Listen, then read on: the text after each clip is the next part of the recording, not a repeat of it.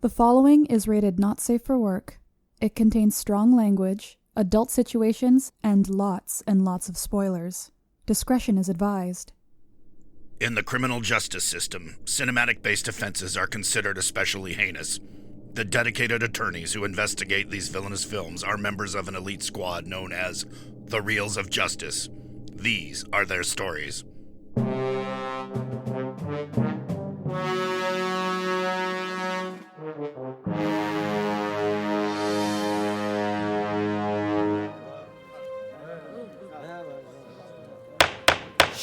Order, please, order! The Reels of Justice is now in session. Judge Maynard Bangs presiding. We all rise for the Honorable Judge Bangs. Be seated. Welcome to the Reels of Justice. Today we are hearing the case of The People versus Dune, a 1984 science fiction film about a prophesied warrior with psionic powers who must liberate the desert planet of Arrakis, or Dune, from the control of the Galactic Emperor and a sinister Baron. For those of you unfamiliar with our court proceedings, we are here to determine if this film is guilty of being a bad movie. As always in this courtroom, films are to be considered excellent until proven awful, and the burden of proof lies upon the prosecution to prove beyond a shadow of a reasonable doubt that this film is guilty. Mr. Big Ben Haslar, you are appearing on behalf of the prosecution. You may present your opening statement. Arrakis. Dune. Desert planet. Setting of arguably the most popular science fiction novel ever published. Before Luke Skywalker ever stood beneath the twin moons of Tatooine, Paul Atreides was riding a sandworm into battle to defy an emperor. There are so many great things about this novel. A cold, calculating villain, Vladimir Harkonnen, who is just an imposing figure. He's so huge that he has to use weight suspenders to pull his massive weight off the ground in order to walk. But in the movie, we got a zit-faced dude bouncing around the room like he's a screensaver balloon. In the book, it described tense scenes of a hunter-seeker floating around in the dark to end the life of Paul. But in the movie, we got a clumsy little test tube that seems to see Paul just fine when we're seeing through his point of view. The book featured Paul warning his mother to step without rhythm lest they attract the massive sandworms. Step, step, wait, slide, step, slide. But in the movie, we got a quick little line before these two characters literally trudge up the sand in rhythm. The book had Jungian psychology, yin and yang philosophy, politics, ecology, the detriment of religion, and bewaring of heroes. But in the movie, we have Sting in a codpiece. Hey! Yeah, his acting career never recovered after that. Buckle up, Buttercups. It's going to be this courtroom's Everest. This movie will die before these eyes, and you'll know it was I! It was I, Big Ben Haslar, who encompasses its doom! Thank you, Mr. Haslar. Appearing on behalf of the defense is Mr. Isaac Arthur. Please present your opening statement. Dune is the epic novel that became the epic movie, and there's a reason why it is an epic movie too. This is a novel that is about a future of humanity that has humans in it that are the byproducts of centuries and centuries of genetic breeding. They have people who are literally thinking computers to replace them. This is a movie that does not have in it, in this series, regular humans as the main protagonists. Indeed, the hero of the movie is not even supposed to be a protagonist. He's kind of an anti-hero. And the movie certainly has some weaknesses, but the first attempt to turn this into a film, back right after it got written, was planning to have a 10-hour-long film. Even when Lynch actually got around to doing it, they had him cut it down to about 3 hours, and they trimmed it down again. So we have to be kind of careful not to look at the weaknesses of this film as entirely the byproduct of this particular effort. This is a great story that was compacted unnecessarily, but because that was all the studio was going to do. And because of that, we do have some things that seem a bit over the top, but are kind of necessary. The villains, they are over the top, yes, but at the same time, they are supposed to be coming off as semi-human. A lot of the wooden acting that some people sometimes censor this, or overacting, this is to represent that these are humans, but they're also atypical. They're almost like savants. They are weird, they are strange, they are from a distant future, where at the end of the day, they are not really supposed to be classic heroes. And one thing David Lynch in his weird style does with Twin Peaks, etc., is capture that inhumanity. So this is not a byproduct of bad film production. This inhumanity, these weird characters, are the byproduct of actually trying to follow the book's concept of these people being weird. They are weird, they are freaks, they are not normal people. And basically, Lynch pulls that off. So, like me, the criticisms of this film, they come down to essentially bashing out the film for things that are pluses, not negatives, or are unavoidable. This is a film that was a story that cannot be compressed that much. Every other attempt has tried to do it for many hours longer than this film was, and that's just unavoidable because the studio execs cut it down. So, again, can't blame it for the special effects. They worked at the time. This thing gave us so much. It gave us the entire real-time strategy video game genre. It gave us Patrick Stewart as Captain Picard. At first, though, you can see him charging a battle holding a dog. It gave us Ian Stockwell from Quantum Leap, and later Cavill of Battlestar Galactica. And it gave us the creepy Brad Dourif, Grimmer Wormtongue, or Peter DeVries. This thing launched so much science fiction, inspired so much science fiction, that for that alone, it deserves points. And it should be found innocent and recognized as the great film that it is. Thank you, Mr. Arthur. Let's remember, too, that Brad Dourif was the voice of Chucky. Prosecution, please present your first exhibit. Okay, this film opens up with a massive exposition dump. Virginia Madsen plays the Princess Irulan, who in the book is the future wife of Paul Atreides, and writes extensive literary tomes about his life and his position as a savior within the galaxy. So her voice is from the future. It kind of presents us with curiosity about how this 16-year-old becomes the essential space Jesus. In this film, however, she just throws paragraphs of exposition at you in these terms that you'll need to know in order to understand the film. Problem is, if you haven't read the book and you don't have that context, you're liable to be completely lost while this princess seems to fade in and out of the screen. I couldn't tell if that was her doing it through some effect or if I was just, losing consciousness myself as she just drones on and on. I like the opening. I feel like the opening scenes are very confusing in the movie. And this is as a person who has read the book and understands the book. The book had the advantage of having text that can sort of fill you in on why the Letos are moving to Arrakis and what exactly the box test is about. The movie feels very from a distance about these concepts. The concept of Paul being the Kwisatz Haderach with Bene Gesserit and Mentat training is just very glazed over. In fact, fun fact about the release of this movie. Viewers were given a printed glossary of terms to help them out. Just a sheet of paper with terms like Kwisatz Haderach and Bene Gesserit printed on it with a short explanation. So I could just imagine sitting there on opening night with some character saying Gom Jabbar in the film, and viewers are all frantically pulling out their glossary going, shoot, shoot, shoot, G, in the dark. Mr. Arthur, do you have any rebuttals to that point? I absolutely do. Like, the exposition is not just the film. We're trying to judge this based on the film's presentation of the book. That book is full of exposition. It has a glossary. It has appendices. It's a fictional novel with appendices. And exposition is not bad. This novel is usually considered tied for or second place to only one of the series, and that's Isaac Asimov's Foundation, which it was written as a counterpoint to. And there's one thing the Grandmaster of Science Fiction was known for, it was exposition. So exposition's all about how it was presented. I should probably note that the expanded director's cut does not have Virginia Madsen doing the intro, but rather I think it's actually Hobart himself doing it, but it's like 8 minutes long and done with minor stills animation. I did not see that. Yeah, that is worth watching, though. I see why they did not want that in the original. It looks like they added on later to add more exposition just in case there wasn't enough for the film. Oh, I'm glad the exposition can't be blamed on the film. They're trying to adapt the book, and the book is heavy on exposition. All right, Mr. Right. Haslar, So if you haven't read the book, God help you. The first half of the film is devoted to the first third of the book, which means 2/3 of the book are crammed into the last half of the movie, with most of its plot points being glozed over in favor of the action.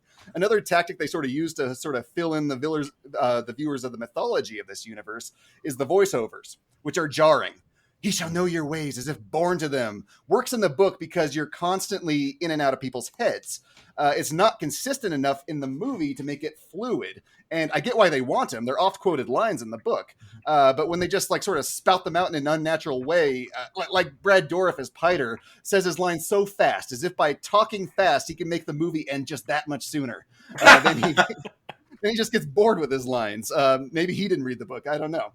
The movie sort of shows Paul having premonitions, and it's blink if you'll miss it. hardly anything about Paul seeing himself as Muad'Dib and the leading of the Fremen under his banner, which makes him allying with them and being called Muad'Dib more of a, okay, whatever moment in the movie. Whereas the point of the book is beware of saviors. The Fremen and Paul and Jessica become allies in literally under a minute. Paul gets his name in literally the next minute. These are entire chapters or 2 in the novel. Sure, but in many of these cases, like for the example you just a moment ago, we actually get to see in the expanded director's cut they filmed the fight between Paul Atreides and Jameis. That whole thing happens, the actual proper edition of the movie. It gets cut down, and a lot of the exposition is in that version too, but more was added as part of the trim down. So again, the film has to be judged on what the director was aiming for, and the studio came by and cut the poor thing up. So a lot of that additional crammed in exposition, that can only be blamed on the studio trying to cut down for the audience. Okay, I will happily cast the blame on the studio. It still results in a bad movie that's very rushed, especially at the end, where it's just like, hey, in order to lead them, I must conquer the sandworm. Here I am on a sandworm. It's just that fast. Question from the bench for the defense. Are you saying that the theatrical version of the film is bad, but that we should consider the director's cut good? I would say the theatrical version is not as good as the director's cut, but the theatrical version is also very good. Okay, well, we'll have to let the jury decide, but I think the jury has only seen the theatrical version, so we should try to stick to that in our argumentations. Mr. Haslar, you may proceed. Important characters from the book do show up, but their storylines are never really explored. Give us their stories or cut them. Like having Patrick Stewart as Gurney feels to me like, and Picard too was there, carrying a pug, which wasn't in the book for some reason. You see what question from the bench was he Picard at the time? Patrick Stewart? No, he wasn't. This was before. He was 3 Picard. years before. So he wasn't Picard yet. What Lynch is doing is he's substituting the pug, Leto's pug, so that Gurney can grab it, and it shows his devotion to Leto. Brilliant. Yeah, that's totally explains all the chapters of loyalty on Gurney's part. Well, again, a lot of the characters are being substituted in to conserve time. Baron Harkonnen is sometimes seen as having his evil personage dialed up to 11, and he's all Kamagapa. But remember, he's having to serve the role of proxy for the entire noble ruling class in the film. Ancient, powerful, decadent, corrupt, and strategic grandmasters. Sadly, the film doesn't manage to pull off that last part about the strategic grandmasters, but again, he's subbing in not just for himself, but the whole aristocracy.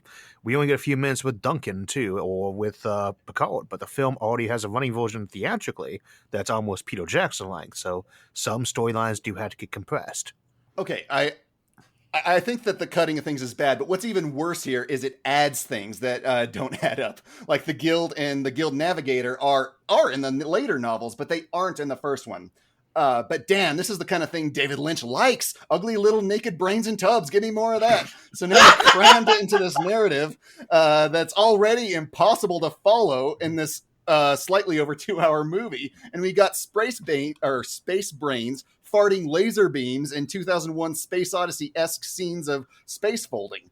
It's not necessary. Watching this thing float around doesn't at all give my brain a chance to catch up with all the exposition that was dumped behind in the previous scene. It just gives me more time to go, what is going on? Why is Lynch so fascinated with this thing's mouth? Why are the guild members all dressed up in garbage bags?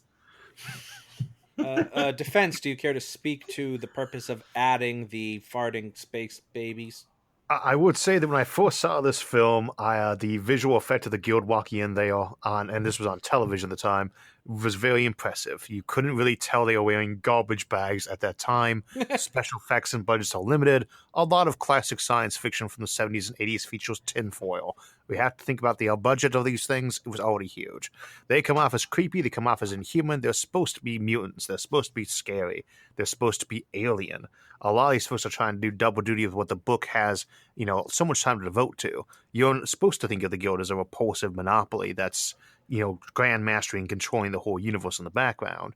The scene with Shaddam helps to emphasize that they're playing a role in this, that all this is happening not just because of the political intrigue with the Emperor and the Baron, but because they see a threat or trying to move around it.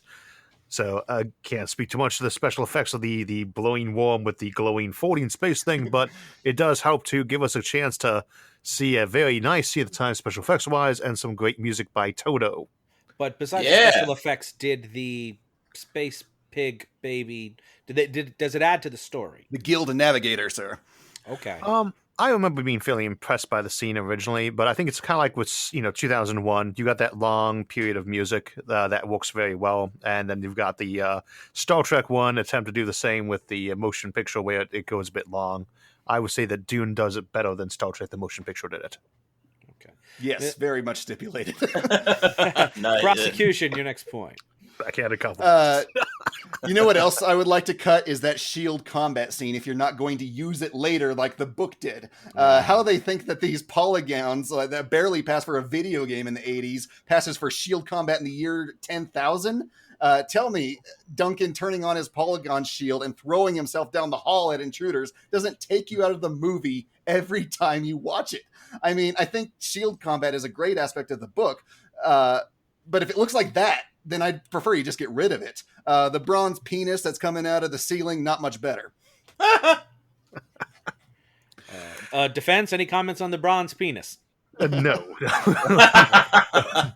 For the shields, though, there is unfortunately not a scene in there where they show the laser shield interaction to explain why they don't go around gunning each other down with rifles all the time. But we do actually see the Sadako and other things kind of shooting. So I think in that case, there was kind of an attempted compromise to either get rid of the shields or show them.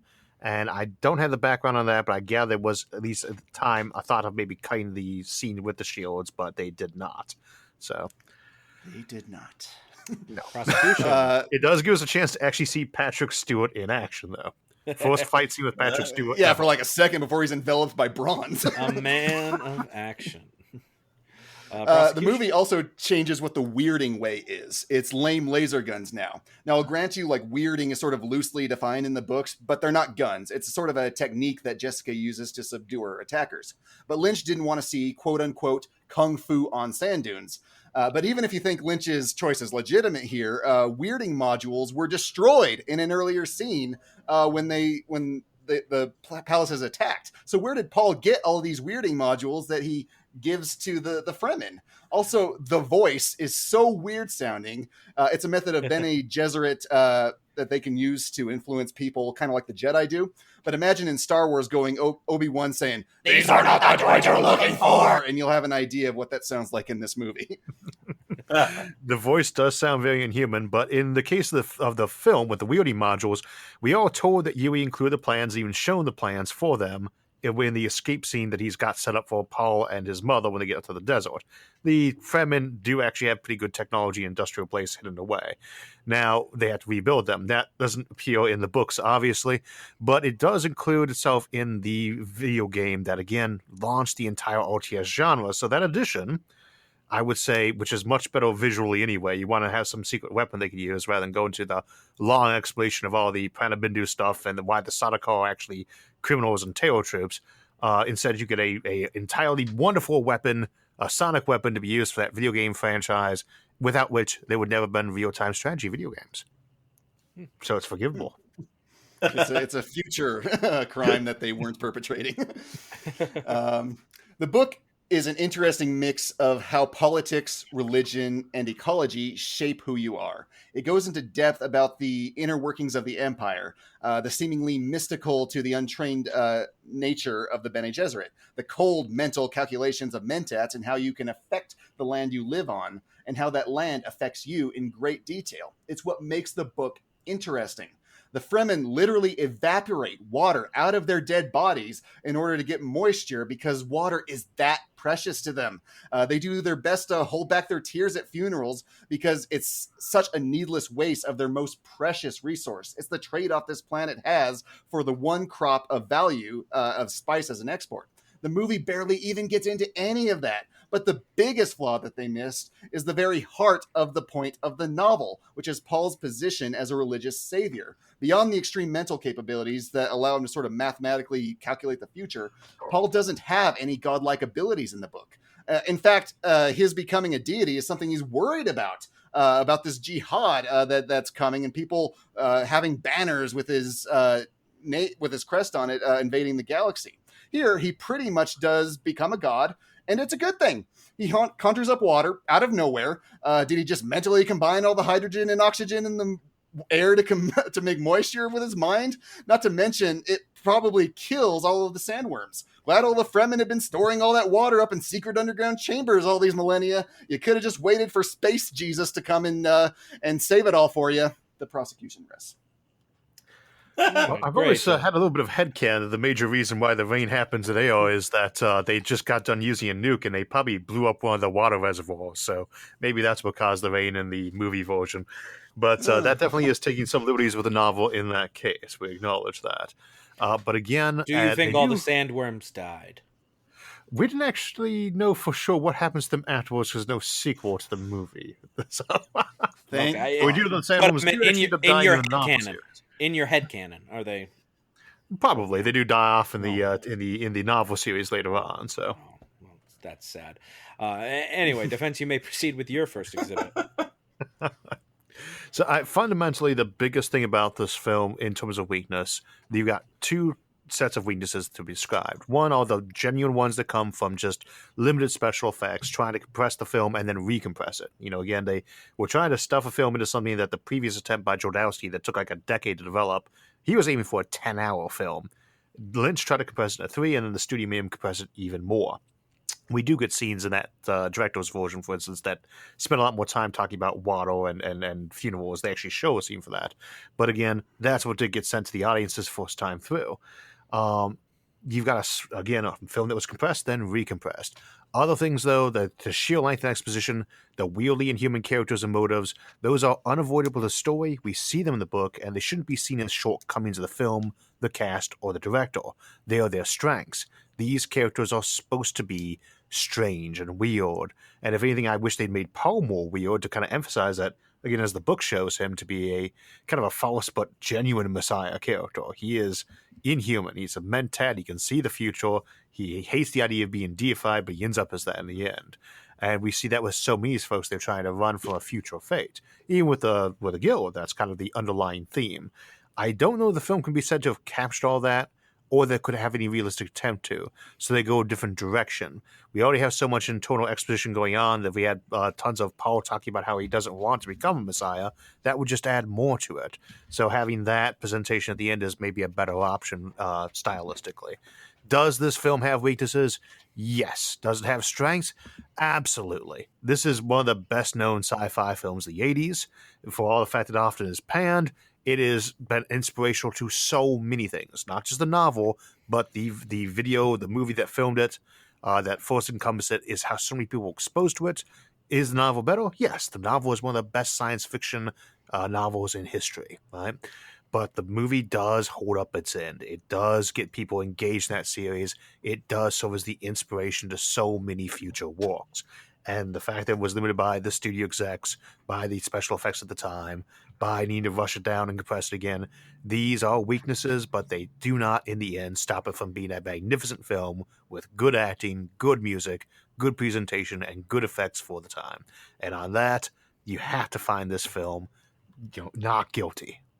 I would like to, before you rest your case, I know you mentioned the music, and you mentioned Toto before. Maybe tell us a little bit more about the music. Oh, yeah. Well, the film is best known for having Sting in it, who is actually my favorite musician, but he does not do any of the music in it. Toto does. Many people know them from Hold the Line and the Africa song. But Bless the Rains done on Arrakis. The music in that is iconic. It's, my other favorite film from that year, Blade Runner. They got Vangelis in there, a great musical score. The two things both have in common is the soundtrack is, it is epic, it is magnificent, it is soaring. You could close your eyes and watch those scenes, and the music would carry you through. There's great music for the film, and that is just one more example of where they did great production. Very good. Do you have any further points before you rest your case? Nope. We will rest on that. Very good. Both sides have rested their cases. The attorneys will now present their closing arguments. Mr. Haslar, you may begin. Muad'Dib has said, "What is it that you despise? By that you are truly known. You know what the real shame of it is? There are so many arguments that could still be made against this film that I didn't have time for. How poorly so many of these scenes are acted, how Chani and Paul sort of feel falling for each other is just kind of there, how Paul's sister should have been this creepy 2-year-old instead of a creepy 5-year-old. But highly organized research is guaranteed to provide you with nothing new. Once you fall asleep in this film, the sleeper cannot awaken. Careful not to snore too loud, though. You might wake up the others in the room. People, David Lynch is the film killer. David Lynch is the little death that brings total obliteration. Jury, together we shall conquer David Lynch. Eraserhead is nowhere near as good as people say it is. He does not know the ways of Dune as if he were born to them. He is the anti-Muad'Dib. Thank you, Mr. Haslar. I'm sure you have offended one specific jury member. Mr. Arthur, please present your closing argument. So much of the panning of this film has to do with David Lynch as a director, and it's never been a secret that David Lynch produces weird films. One thing Lynch does really well is present us characters that feel inhuman. Dune is supposed to be a setting thousands of years into a distant future where intense breeding programs and a need to replace computers with humans has generated something both awesome and terrifying and nearly alien. Lynch pulls it off better than any other version of Dune has, or any other sci-fi that tried to show a future changed humanity. Lynch's trademark weird style works with this story because it makes them seem like they're a weird mix of mutants and genetic supermen, psychotics and savants, and inhumanly old and obsessed genius madman that the novels offer us. Fundamentally, these are not weaknesses of the film, they're its strengths. Members of the jury, Mr. Dylan J. Schlender, Mr. Maynard Bangs, and Mr. Walk Without Rhythm, and we won't attract the Ryan Luis Rodriguez. You have all heard the facts concerning this case. It is now up to you to determine if this film is guilty of being a bad movie. The bailiff will escort you to the deliberation room to render your verdict. If you want to know how I felt about Dune, just change that U to an O. Oh, bailiff. He came up with something. That makes me happy. All right, everyone. So, finally got Dune on the show. That's one that our fans have been asking for, as far as anyone listening to this show knows. Wait, we have fans? That's fun. Yeah. My mom is an avid listener. And she's clamoring for Dune. Yeah, I'll give a shout out to my Uncle Gary. I know he'll be listening to this one. Hey, Gary, how's it going? Oh, man, listening? That's great. Yeah, that was his dog, the picture that I sent you. That's Ransom. So anywho, back to the case. I thought Ben brought up some very good points. I gotta say the biggest thing he brought up that I 100% agree with was the way some of these lines were delivered in like the weird head whispering for like when they're thinking. And it's like, you know how you solve that problem when people are thinking about things in books, but you need them to say it in movies? Don't cut to their head and them thinking, have them say it to someone else. You know, it just makes more sense. And those scenes were a little grating for me. I think a great point that Isaac brought up was about the exposition, right? And it's like, look, sci-fi stories, especially these big epics, are laden with exposition. Like he mentioned Asimov's Foundation series. I mean, like the main character is just basically an exposition hologram, you know? So he's not wrong that all the big sci-fi stuff uses it. But to that point, I mean, yeah.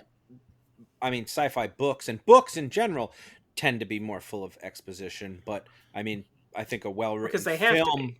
Right? Yeah, but I think a well-written film does, as you said, they find a way to have characters say it or to introduce it in more subtle ways than to just. Yeah, but I don't think this movie could afford that much subtlety. Even though it was long, it wasn't as long as Lynch wanted it to be, as we learned in the trial. And I think having like the princess explain things to you, you know, that's not all that dissimilar from the Star Wars crawl. you know? That's exactly what I told you when we watched the That- movie. that- I mean, one of them works and the other one doesn't really work. Well, the thing, yeah, the crawl does not work nearly as well as a pretty girl telling you things. I must say, you're exactly stealing my points now. I am stealing Maynard's bits 100%. I won't even pretend. My point was that, like, these movies always have a lot of exposition in the front. A lot of times they'll put it in text, like Blade Runner, or a crawl, like Star Wars. And having a pretty girl tell it to me, I'm not really going to complain about that.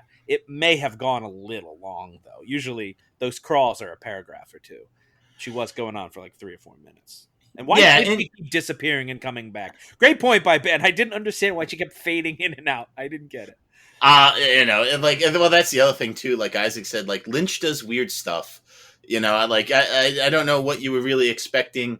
No, it's going because she was into on this. Zoom and she could only go for a certain amount of time before she had to pay for it. Or she was fading into her virtual background. Ryan. Ryan, what do you got? I'm the foreman. I get to ask him. Ryan, what are you thinking?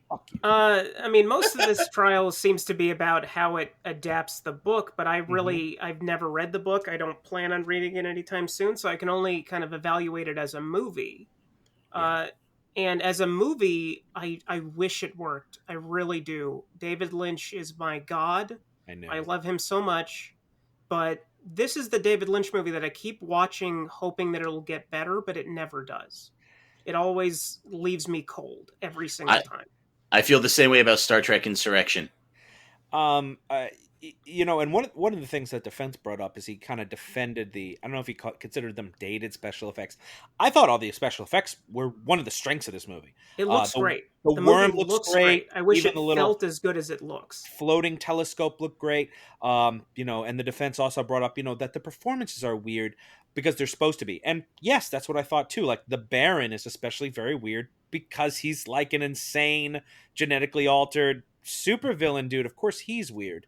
To me, the performance that's kind of the weakest is the main character, Kyle MacLachlan, and he's not a super like modified dude. I don't think he's supposed to just kind of be like a generic dude, and he's he's a product of that same system. Okay, he's actually Balin's grandson too, which they don't even mention in the film. That's what I'd say too. But I mean, the special effects to me, that's really where it won me over. Like, if anything won me over. Like, I loved the worm, obviously. I love them riding the worm. The giant penis monsters. Yeah, they're great. The action is there. It's cool, but you don't get very much of it. And admittedly, I was lost. I mean, like the prosecutor said, I was lost in the beginning. Well, you were one of the sleeping people Ben mentioned. I haven't gotten to that point yet. I wasn't asleep then. I was watching the movie. But like Ben said, this movie did put me to sleep. This movie literally put me to sleep, and I don't fall asleep in movies very often. And this movie put me to sleep just as he met the Freeman people. So I have no idea what happened. And when I woke up later, he was riding a worm shooting people. And I was cool with that. Jeez. But I have no idea what I missed. Which is just, that's kind of a weakness. I mean, if it's putting me to sleep that much. So what I think what this comes down to is, maybe the book's really cool. It sounds like it is. Sounds like the book's great. Sounds like, and usually books that can give you all that detail and exposition, but it's too much story to try to cram into a 2-hour movie, and a lot or any movie. It seems unadaptable in a way. Possibly. And I think I think as what the defense said is that a lot of the great stuff was left on the cutting room floor in order to compress it. So I'm going guilty.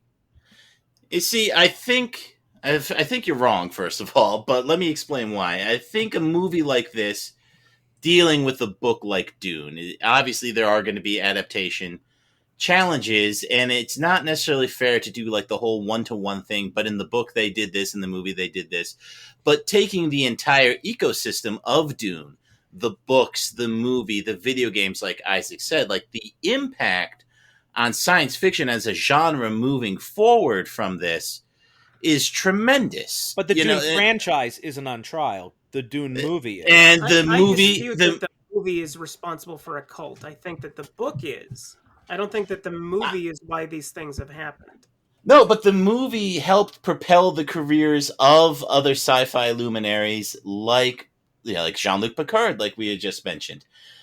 So there's a lot there, and it echoes through time a lot more than some other movies we've talked about on here. So I think the impact of Dune writ large, the impact of the movie, and frankly, just the things in the movies, like the practical effects. I do think the story's fun. It is easy to follow if you don't fall asleep during it. I was awake at the beginning. I was wide awake at the beginning, and all the political intrigue stuff was like, huh? You're literally voting guilty because you fell asleep on the couch. But no, this is the only movie we've ever done I've fallen asleep. Allegedly, I am voting not guilty based on having watched the whole movie. Okay, I just want to say that if that's the criteria you're going to hold, a lot of your decisions on this show have to be thrown out because you fall asleep during every single movie. Name one. Practically everything. Name one movie Ryan, I fell asleep during. Ryan, which one can't do it? Leaning?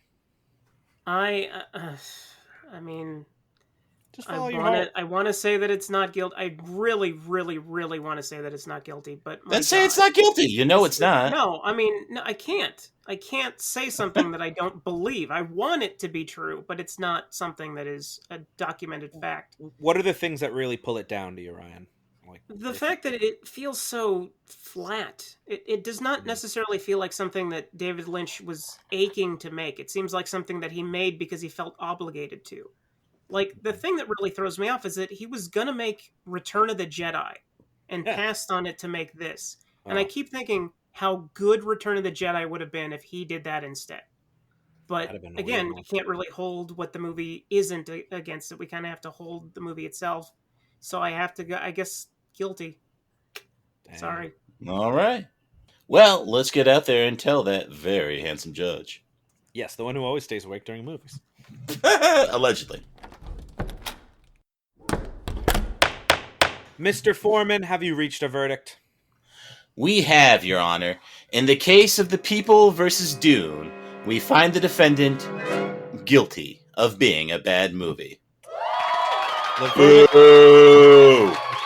Boo yourself. I am booing myself. Boo! The verdict is so rendered. I hereby sentence Dune to milk a cat for the next 30 years in order to get an antidote. Court is adjourned. I'm a little surprised when we brought up the cat booking scene earlier.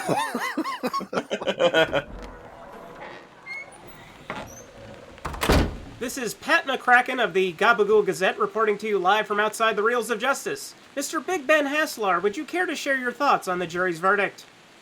Yeah, they made the right call. But I do say this with a bit of optimism because I haven't seen the director's cut, and I actually kind of would like to. I think the defense made some interesting points that I did not know about it because I thought like the killing of one of those characters was a very important part in the book that was cut in the movie. I would have loved to see that, and if there is a cut out there that incorporates more of those things from the book, that one may indeed be not guilty, and I would love to see that. So I'd like to extend my hand to my opponent. I think it was a well-fought case, and it was a lot of fun. Thank you, sir. Thank you. I will say that he did take his name off the director's cut, so technically it's not a director's cut. And here comes Isaac Arthur. Excuse me, can we get a word on how you feel about today's verdict? Well, I'm very sad to see this. Hopefully we'll win on appeal for the extended edition, potentially the 3-hour or the 4-hour version, which is even harder to find copies of. So. Keep on hoping. Thank you very much. That's all we have from the courthouse today. Let's go back to the studio for post-trial analysis. All right, that was a good case. Very good case. So, Ryan, who directs the director's cut? Alan Smithy? Alan Smithy. Yes, Alan Smithy. Cut. That's excellent. But yeah, I agree. I think with what Isaac said, if we were doing the director's cut, which I wish we had known about, that may have helped a lot. I don't know if a longer movie would. It would be a longer nap for you, Maynard. Not from what I've heard. I don't think it makes much of a difference. Well, I think that might be an interesting way to do appeals moving forward. If the movie we found guilty, we do a different version of it. That could be fun. If I have to watch some of these movies we found guilty over again with longer cuts, I might kill myself. Is there a Showgirls director's cut? No, there is not. Oh, okay. No, but there's the VH1 cut. There's still hope, Maynard. I will watch the VH1 cut any day. The VH1 cut. The VH1 cut is awesome. Might possibly make it. Yeah, but no, very fun trial, and I'm sure we'll get some people with some interesting opinions out there on the internet. And who who better than Isaac Arthur to come on and talk about one of the biggest sci-fi movies of all time? So, Isaac, what has been keeping you busy? How you doing? How's the YouTube channel treating you? It's doing wonderful. We always loving the thing. So sad to lose this case, obviously, but we're working on projects for seeing how we got there and colonize space and actually terraform planets, something which I hate to say the movie did not cover in detail very well. No, definitely. It's the most abundant object and stuff in the universe is water, and they never seem to have enough water on that planet. So, Isaac, is there any sign that the spice melange may be out there somewhere? good God, I hope not. It always just has this great wonder drug, and it's like, well, it causes extended lifespan, and it may make you into a mutant. I'll take it. If it means I get to live longer, I'll do it. Yeah, I think it's a fair trade-off. And I Have think you seen that thing that was in the tag in the film? That's what you get to Yeah. live long enough. Yeah. I was very interested in that. It had like a beak or something. It was, yeah. But it's a You grab die a bag, hero right? or live long enough to see yourself become that My thing. child looks like that anyway. I'm not too Like, so shocked by it. you might turn into the Baron, but you might turn into Kyle MacLachlan. Like, so you need to take your chances, I think. No, that was based on breeding.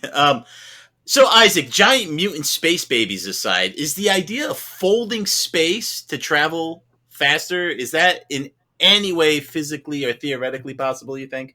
I don't know, but I decided to write an episode on it yesterday. So I was We watching will it, find out. I first saw But this in order film to when I write was a it, little you took kid. some spice. The mutant scared the hell out of me. Harkonnen scared the hell out of me. I watched again when I was like 12, like psyched myself up to watch this film. Yeah. Loved it. So it is one of those ones which, I mean, a lot of people, it's horrible. It's a train wreck in some respects, but it's so, it's one of those ones where if you actually syncs with you, it's an amazing one to watch. So Now, Isaac, I have a question. If you snort spice, does your nose turn blue? I don't know. That's a good question, though. And do you The have reason any it's spice blue is that I because it's can in your snort? blood, right? This is I love the franchise for this thing, and they got so many things to go over into it. We never find out where the spice is from, and I was trying very hard to make sure I did not at any point in this mention the new ones done by his son and Kevin J. Anderson, because there's such a controversy about those books. But I thought they were going to at least try to look at what the origin of spice was in those, and I don't know. It's a weird. Don't they say the worms alien produce stuff. it? Like there's a connection Oh, between yeah. spice and Yeah, worm. but we're They go never that told where far. the worms come from and why it just happens to be around there. There is some implication later on that maybe they were engineered organisms. And have you But- seen the miniseries? that, Yes, based on this? and- Is that better or is that worse? It's got. I mean, the one from 2000 has some pros. It is a little bit better to the actual novel. They give it more time. The characters are a little bit more like the novel. There's no sonic weapons. But the miniseries CGI is horrible. Not enough acting budget. They got one good actor in there, John Horton. He's just not there for that. But the one they adapted that, the sequel, Children of Dune, that is one of the best, made for TV as it were, sci-fi shows I've ever seen for a film. They did such a better job with that, and literally just 2 years of waiting on CGI technology to improve was enough to make it that much better. The CGI in the miniseries is horrible. It is a great example of how the effects from like the 1984 one, no CGI. I mean, you can see some process shots, obviously, but all better than the 2000. If you thought which one of these was done on a bigger budget, no doubt, right? And have you seen the other sequel, Spice World? Oh, boo. come on. Boo. Seriously, I the, thought I had That's it funny. stuck in the my head Spice for the rest of Girls, the night now. the Oh, Spice Girls have extended lifelines. I'm serious. Oh, And my Scary God. Spice kind of floats around like a balloon. I have We not just thought lost of them half at of least our a audience year, saying, and "I'm now not that gonna we're sit here stuck in with my this head. We're always spreading the Spice Girls. And then Yeah, look what Isaac, they we came on got with blue eyes. we've got the newest Dune is coming out. I think sometime October, soon. I think. Soon Yeah. to flop. The newest Dune. Soon to flop the newest Dune. I'm optimistic. I'm optimistic. I'm No, not saying it's going to be bad. I'm saying Books nobody can wants get to that. see it. Agreed. they're cutting like the first book Nobody into wants to like see it. chunks, and that right Yeah, there they're is a doing good it- call it's a because like the two-parter. point is they go did too Peter much. Jackson rule. They're going to split it up, and It's I mean, a Lord of the Rings. two-parter. They only made half of the movie, half of the book, which it should be called Dune Part 1 if that's the case. But oh boy, you're gonna spend $200 million on this thing and find out that absolutely nobody was asking for this except for maybe us. Yeah. Well, as Arthur is. Yeah, exactly. I'm looking forward to it. I'm keeping my fingers crossed. Same thing with the Foundation adaptation by Amazon, and these things are not always bad. I mean, not always good. Yeah. Sometimes I am not optimistic about the Foundation adaptation just because that's a tough one. You know, it is. It's just a lot of people talking about stuff that already happened. It is like, better suited for that like small serial format because the way it's up. The whole trilogy is shorter than Dune, the first book. And they're built to be serial episodes in there. So I think there's a decent chance they'll be okay. But I mean, you got that zone between like ones that are absolutely just bad, like the Ender's Game one with Harrison Ford in it. That was just bad. And that's you got because book it's of Ender's that Game. actually pretty decent. That's just because it's Ender's Game. Well, Ender's Game is, I mean, usually we all read considered Ender's Game. And the author's great. He's such a good guy. Orson Scott Card. Yeah, he's a real gentleman. Love that guy. I'm guessing he's not by your No, tone. he's not. Not even a little bit. Well, you know how Ryan feels about Mormons. He wrote such a great national anthem too, though. I've got a million of them. But we look forward to having Isaac back to defend the new Dune when it does come out. And I mean, we looked at the cast list, and anything with Batista in it can't be that bad. Jason Momoa, or Oscar Isaac. Yeah. What about? Oh man, now I don't want to watch it now that Jason Momoa is in it.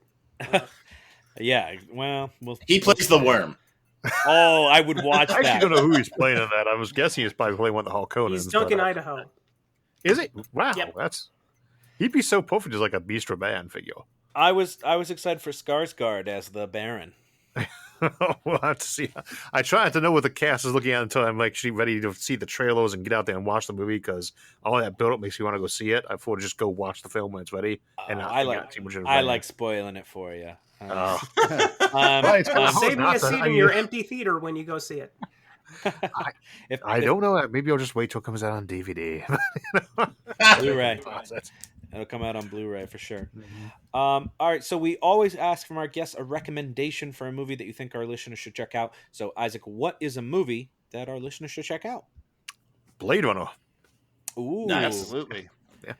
Another example from that genre of things that people didn't like initially became a cult classic. Great. Also inspired the entire cyberpunk genre. So there we go. Ooh, that's a little strike against it, but No. I mean, it's better than William steampunk. Gibson fan, Rob? well, I wouldn't say big. I don't know.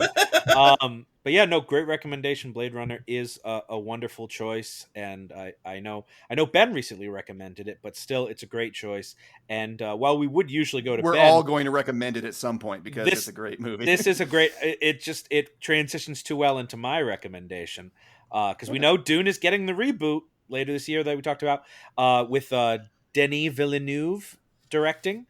So I'm going to recommend another Villeneuve-helmed film that also takes inspiration from an 80s sci-fi dystopia, and that's Blade Runner 2049 from 2017. Super handsome Ryan Gosling plays a Blade Runner named Kay, who discovers a secret so huge it could affect every single human and replicant life in the universe. Oh, wow. Oh, and also Harrison Ford shows up for a bit to reprise his role as Deckard. I assume because he wasn't very busy that week. There's a lot to love about this film, from its production design to its visual effects to its cinematography. The latter two it won a couple of Oscars for. But in my opinion, my favorite part of this movie is Ana de Armas as holographic hottie Joy, who really puts the AI back in I love you. Blade Runner 2049 God, Rob, jeez, is currently streaming on HBO Max and Amazon Prime. Sick. Ugh. I know. I knew it would get you. Rob loves his holograms. Big Ben, what have you got for us? I'm going to go with a film adaptation that I think hits the mark of its source material very well, and that's Death Note. If you've read the manga or seen the anime, the film is very accurate to those while also formatting the story into the right timing and flow for a film. This movie hits those marks perfectly. It's about a guy who finds a book, and if he writes the name of someone within it, that person dies. So he sort of becomes a supernatural killer, but he uses his power in his mind anyway for justice as he's targeting criminals. But the real fun of this movie is the cat and mouse game he plays with a brilliant detective. Check it out. It's a lot of fun. I wish I had one of those death books. Is this the anime or is So this many names in it. No, I don't want Ryan to have one of those death It's books. just the one name. It's just the one name. Over and over. I don't even need two 2 pages in that book because I already know who's going on the first. Ben, is this the anime or is this the live action? Didn't they do a live action? The live action. Oh, okay. And you like the live action. Cool. It in its sequel, yep. All right, yeah. I did hear some mixed things, but that's cool. Yeah, that's on Netflix, right? The Netflix did it. No, not that one. Not the Netflix one. I do not recommend that movie. Well, I that's what recommend you do Maynard not was see that talking movie. about. was talking about. No, I meant the live action Japanese one from 2006. Oh, I think. you need to I'm clarify. glad you didn't mean the Netflix one because boy, Yeah. does that suck. Yeah, we're getting the poster ready for the Netflix one right now. Right, exactly. We're going to have to do a poster that says not the Netflix one, and that's it. I almost forgot that existed. Thanks for bringing Right. it back. It's Well, that's why in my brain now. Weird you were recommending it. I'm like, you actually liked it? I've only heard bad things. That's why I had to No, clarify it's with bad. him. And you said it was Yeah. a manga, right? That's Italian for eat, isn't it? No, that's manga. Manga. All right. Ryan, I'm what have writing you your got for name us? in the fucking death book Here, right now. Ryan, what's your recommendation? My recommendation this week is another much maligned David Lynch film, albeit a much better one than Dune, Lost Highway from 1997. Like most of the movies I recommend, the colder you go into it, the greater the reward. Split personalities, wormhole hallways, convicted murderers with no eyebrows, and an absolutely feral performance from Robert Loggia. It's got it all, and it'll fuck you up. It's currently available for rent on iTunes and Prime Video. Not enough performances are described as feral these days, I think. Yeah, it's Well, basically Will Ferrell. Will Ferrell. Oh, fuck you, Dylan. Oh no, I made the book too. You're the two now. Ah, Man, damn I'm it. glad you said it first because I almost did it, fit. and then I I was don't like, write no, that that's big. I stupid. can put your name on there too, Dylan. We God all damn it. almost made it, Ben. We all almost did it. We But only almost did Dylan it. was stupid enough to do it. It's true. Jumped Dylan, right Like in. D on one page, Y on the next page, flip, L on the next page, A on the next page, flip. Dylan, what is your recommendation? Well, I'm also recommending another kind of weird sci-fi film that that is a little redolent of Dune, but not really. The Fifth Element. It's a crazy sci-fi caper starring Bruce Willis and Gary Oldman, of all people. There's action, comedy, and no shortage of gorgeous sci-fi visuals, and like a really weird scene of an alien chick singing opera. It's pretty awesome. Check it out. I don't know where it's streaming. I don't know if it's streaming. I don't know if you can support your local library through Canopy with it, You but can't. It's find on it HBO somewhere. Max, though, I think. Okay. Max. There you go. See- I wish you came more prepared like Ryan does. Well, I always forget that we should try to tell people where they can find these things, you know? It's Yeah. like, Google it, see what happens, hey! Special order, mine from Japan. Well, okay, so guys, as we start to wind things down here, we'd like to remind our listeners that if you leave us an iTunes review and send us a screenshot of that review on Twitter, Instagram, or Facebook with the hashtag ROJ Reviews, you will be entered into an upcoming raffle for some really cool Reels of Justice swag. Oh, we have swag? Oh, we got the swaggiest swag, my friend. Swaggy. Speaking of reviews, we got a nice one recently. Quote, I really enjoy the format and everyone is having fun. I dispute that. They're willing to do popular, obscure, and misunderstood films. It makes me excited for the unpredictability each week. Keep up the good work, everyone. From David. Thank you, David. Now screenshot David. your review and shoot it to us on social medias with the hashtag ROJ Reviews, and then enter that raffle to get some free stuff. Not nice stuff, but free stuff. Is true. We can attest to the freeness of it. And please continue to leave us reviews so that we can make Ryan read the nice things you say about us, because he hates to read the nice things you say about us. And we That will is make true. Ben read the mean things. I'm going to Yes, write all yes. the names of you inside this book I have. I don't know what this book does. Oh, no. Oh no, killed all our audience. And with that, we're all out of show for the week. But we want to thank our guest, Isaac Arthur, for joining us. Thank you again, Isaac. So glad to be on, guys. We love having you, Isaac. It's a blast. Yeah, maybe you could tell us if the core of the planet in Arrakis stops spinning, what happens to the worms?